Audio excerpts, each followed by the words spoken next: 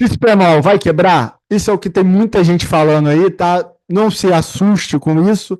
Tem um exagero, a gente vai ver aqui por que que isso é um pouco exagerado. Eu me chamo Mauro Simas, tá? Sou especialista em investimento certificado pela Ambima. Então vamos falar desse fundo imobiliário, um dos fundos mais famosos da indústria, com o maior número também de cotistas, tá? Então, algumas informações gerais aqui que são bastante importantes já, eu preciso que você preste atenção, tá? O meu patrimônio líquido, tá? Isso aqui não é uma informação trivial do momento, é um patrimônio líquido de mais de 6 bilhões de reais, 650 milhões, tá?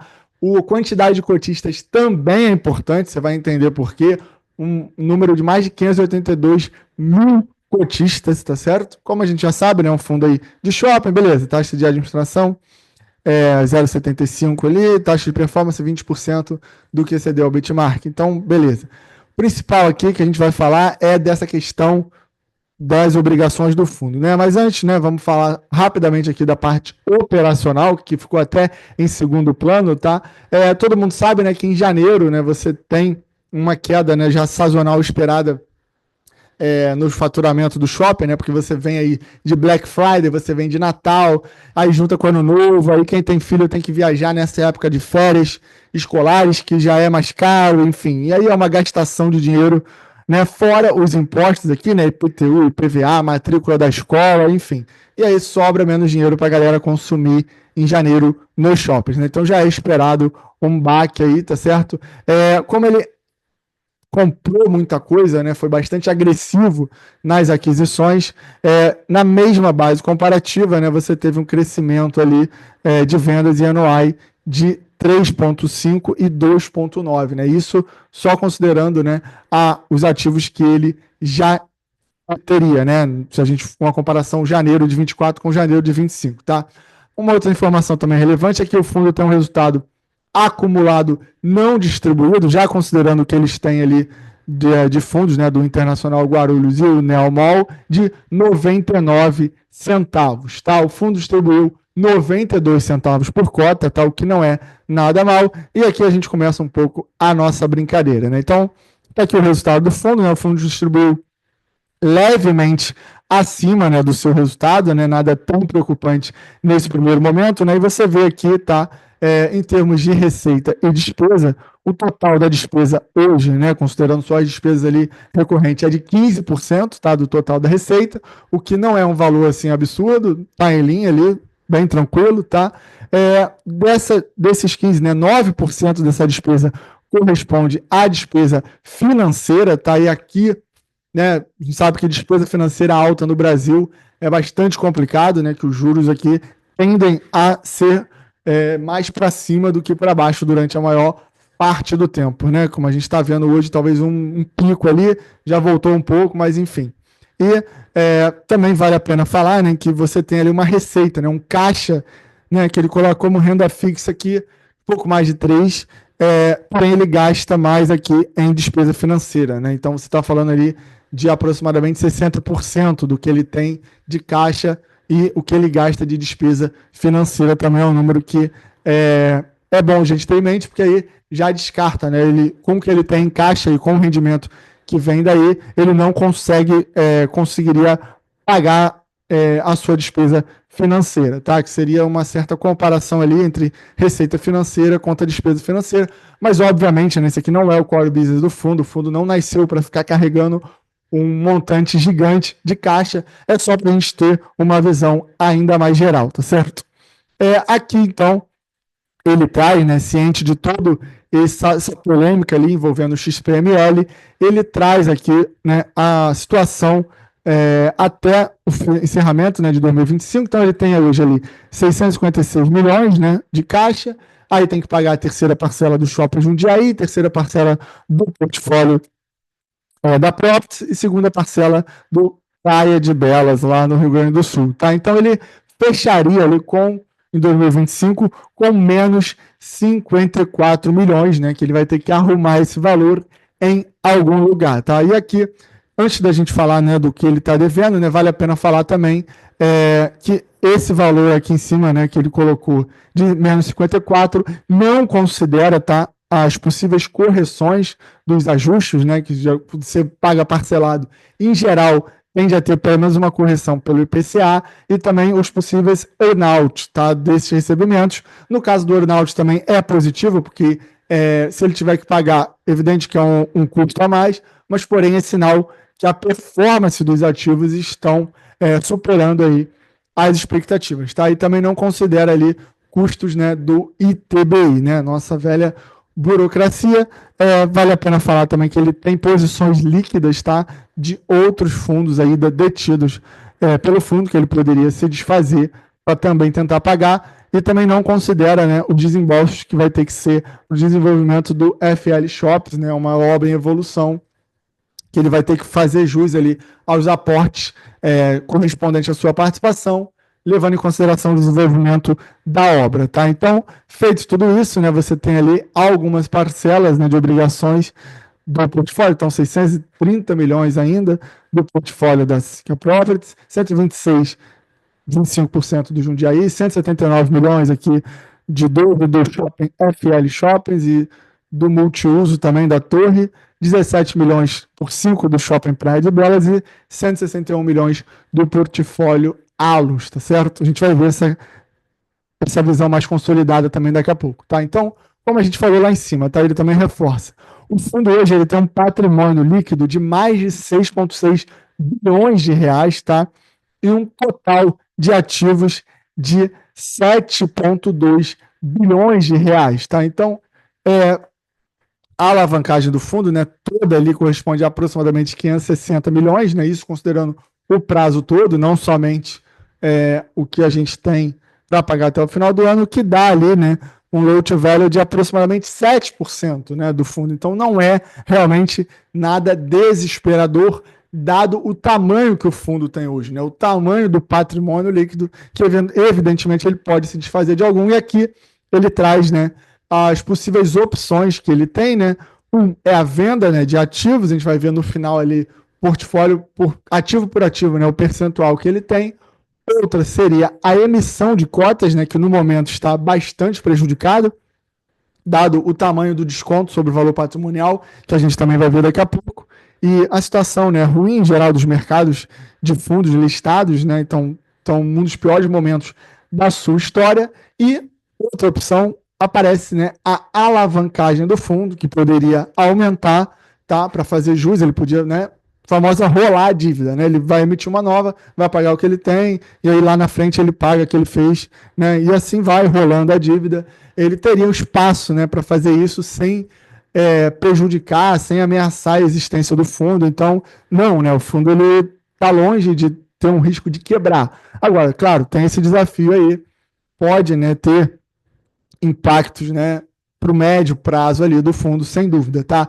Até porque a gente vai ver que ele tem um cronograma pesado de amortização mais para frente. Tá aqui um pouco do histórico, tá, do seu resultado, considerando tudo, né, despesa financeira, considerando ainda algum lucro, né, da possíveis vendas de ativo ou de fundos imobiliários, tá? Então tá aqui o tamanho do desconto, né? Você tá com um desconto ali aproximadamente, né, relativo a janeiro, que foi quando fechou, de R$19 por cota, tá certo? O que dá ali aproximadamente 83% do PL que ele está sendo negociado, né? Um desconto ali de 17%.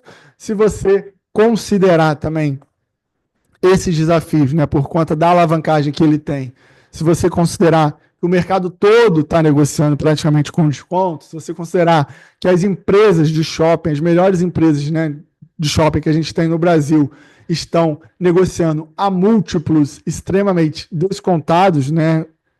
Se a gente levar em consideração o histórico, né? Estou falando de Multiplan, de Iguatemi, então não é um desconto assim tão absurdo, né? Não é uma grande oportunidade gritante.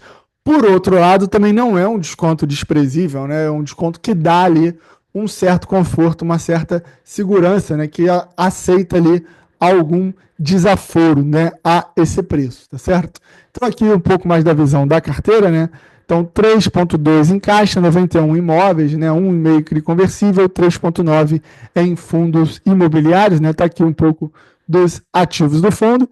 E aqui, né, você tem as obrigações do fundo, né? Essas são as obrigações mais recorrentes, né, vamos dizer assim, que o fundo já tinha feito há um tempo atrás, né, antes dessa versão mais agressiva ali, principalmente 2024, 2023, que, claro, né, está sendo pago ali os juros e aqui o fluxo de amortização. Né? Então você vê que 25 já vai ter esse descasamento e, porém, a pressão nos outros anos, né, tende a aumentar, né, devido ali à amortização. Então, o fundo, nos próximos anos, né, a médio e longo prazo, também tem um desafio de equalizar essas operações. Lembrando, claro, né, que se ele optar pela alavancagem, né, por rolar a dívida, isso aqui vai ter alguma alteração. Ele, claro, vai cumprir suas obrigações, mas também vai criar outras obrigações mais para o futuro, tá certo? Aqui os indicadores operacionais, né, ficou até meio secundário, né, no momento que a gente tem essa questão aí gritante do fundo, tá? A variação patrimonial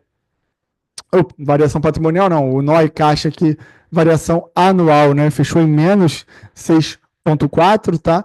E vendas também, se a gente comparar 25 com 24, fechou em menos 7,2, o que pode denotar aí também uma certa início, né, de uma deteriorização macro, já que a gente vinha num cenário muito positivo, tá, para consumo, com aumento de massa salarial, desemprego em níveis baixíssimos. Parece que a maré agora está começando a virar, né, para o lado pior. Então a gente pode também ter um impacto do ponto de vista macro aí no setor de consumo e varejo no geral, tá? Outra coisa que também chama a atenção, que corrobora o que eu acabei de falar, é a inadimplência líquida, né? Bateu ali 7,6. É normal que ela tenha um spike ali em janeiro, mas o spike aqui foi realmente bem grande, né? Então, se isso vai ser uma tendência a trabalhar com inadimplência maior, ou se foi algo realmente mais pontual, né, por conta das despesas aí de janeiro, de fim e início de ano, a gente vai ter que ficar ligado, tá certo?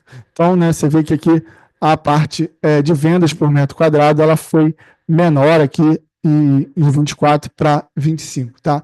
Inadimplência líquida, né, como eu falei, deu 7,6, a vacância, porém, está em níveis, né, bastante positivos, né, 3,6, foi melhor, inclusive, do que janeiro. Né? Então, apesar da inadimplência, você tem os shoppings aí muito bem ocupados, tá? E esse nível de vacância também é um nível, assim, excelente, tá? Nível realmente Multiplan em Iguatemi ali, mais de 95 de ocupação, é muito bom para todos os shoppings e todos os fundos, tá? E aqui um pouco, né, da distribuição aqui do anuário do fundo por shoppings, tá? Ele é bem diversificado, de fato ele aumentou ali a sua diversificação, o seu portfólio, né, a BL do portfólio com todas essas aquisições. Aqui está a divisão, né, por administradora, também bem diversificado. Divisão regional, presença forte ainda no Sudeste, mas com presença também no Norte, Nordeste e Sul, tá? Aqui tem o cronograma, né, das aquisições que ele fez, a gente vê que a partir de 2023, né, teve uma aceleração aí, você teve alguns aumentos, e 2024 ele pisou realmente o pé no acelerador com vários tipos de aquisições, tá? Sendo as mais significativas, né? Questão do Allos também, questão do Sinqia, e agora também recentemente, né? A aquisição do Jundiaí, realmente ele tá com um apetite bastante alto, tá? E aqui a gente pode tentar, né? Identificar aqui da onde que ele vai poder vender alguns ativos, tá? Eu marquei aqui o que talvez seja, né? Devido ali uma série de conjuntos, né? A maior probabilidade, você tem o Tietê Plaza, né? Que ele foi adquirido recentemente, né? E com uma grande participação ali no Anuai, só que ele tem 90%, né? Então ele conseguiria vender ali uma parte e considerar ainda ser majoritário, né, no Tietê, já que ele provavelmente, dado o tamanho da participação, ele viu ali uma grande vantagem, né, em ser dono ali de grande parte do Tietê, tá certo? Então, né, aqui todo o portfólio do shopping, tá? Você tem ali o Metropolitano, que também foi uma aquisição recente, fica na Barra, no Rio de Janeiro, também 70% ali de participação, que ele poderia alienar uma parte e ainda assim ser considerado majoritário, e não é um shopping assim lá muito que tem um resultado, né, muito relevante, um shopping que fica, não tem tanto sucesso assim na cidade, tá certo? Outra participação, né, do Duque de Caxias, que ele já alienou uma parte, e o Estação, né, BH, que ele tem 40% também, poderia vir daí alguma parte, né? Você tem 2 shoppings na Bahia, uma com 18,10, a outra Bela Vista com 39,30, tá?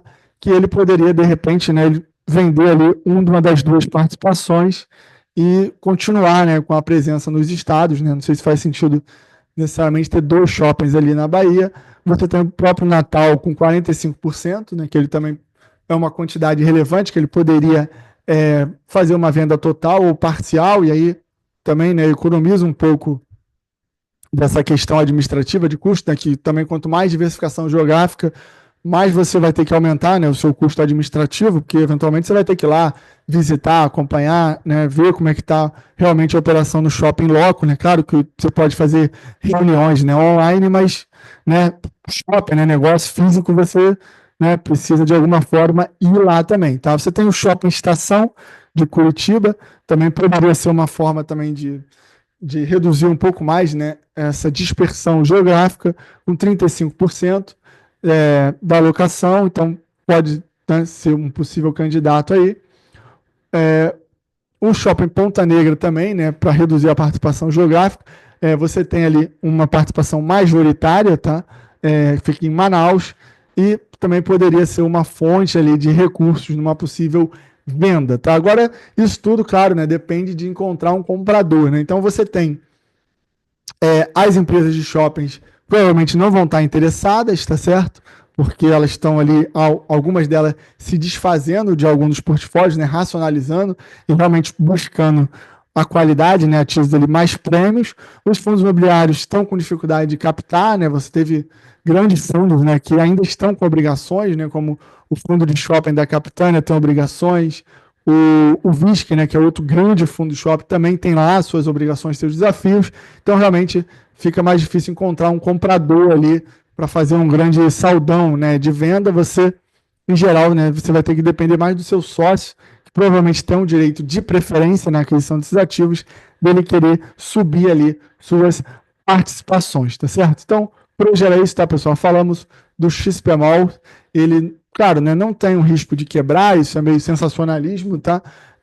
Mas tem realmente um desafio, uma atenção para esse ano, que não é assim urgente, mas tem um desafio já de médio prazo contratado com todas essas aquisições. E claro, né, se a economia melhorar de uma forma geral, né, o mercado melhorar como um todo, é evidente que isso fica bem mais fácil de gerenciar essa situação, tá, pessoal? É um vídeo longo, espero que vocês tenham gostado aí. Passamos uma visão geral do XPML11. Valeu, grande abraço.